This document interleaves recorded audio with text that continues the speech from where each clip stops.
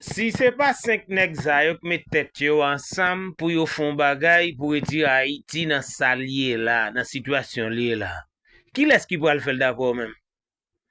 Alex DJ Fizeme?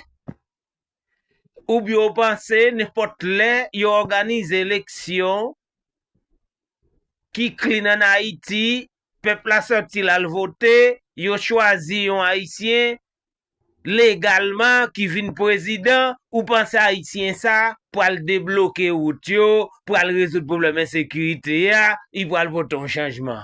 Qui bon? Pas gon nèg qui vient là comme président ou bien comme premier ministre. Si c'est pas vivre ensemble qui mettel, vivre ensemble pour faire la ville impossible. Guy Philippe pour faire la ville impossible. Dimitri pour faire la ville impossible. Samuel pour faire la ville impossible. Si c'est pas yo qui mettel. Nous si 5 nèg sa yo met tête yo ensemble. Yo forme une équipe, yo prend pouvoir. Toute route net en Haïti a débloqué. Oh, pap, j'aime tant don kidnapping encore même nan dormi. Si ou pas de kidnapping en Haïti, toute route débloquée, ou kon ça veut dire? Touriste ap ka entre en Haïti, diaspora ap ka entre sorti dans pays.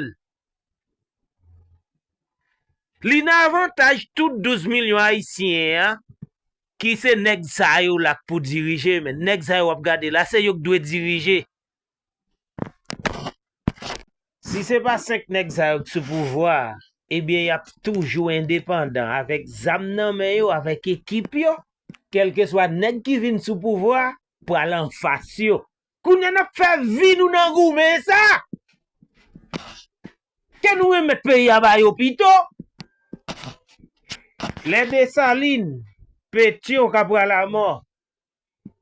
Tout ces liverture te ouais nous nan esclave, ça yo fait yo goume, yo bay pays à liberté. Journée jodi a nous tourner dans esclave encore parce que haïtien pas libre. Li pa ka sorti, li pa ka move en Haïti, diaspora pa ka entre sorti dans propre pays. 5 nèg sa yo ka récupérer liberté à ba nou encore. Et laisse ça non yo t'a prêté dans histoire.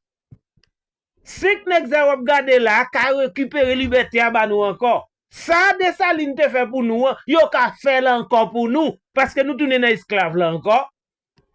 Oligarque là, système nan pas Haïti kounya la nan esclavité et pas nan esclavage nou yé là. Nous pas libre mon cher, sou pas libre. Ou nan esclave, ou c'est un esclave.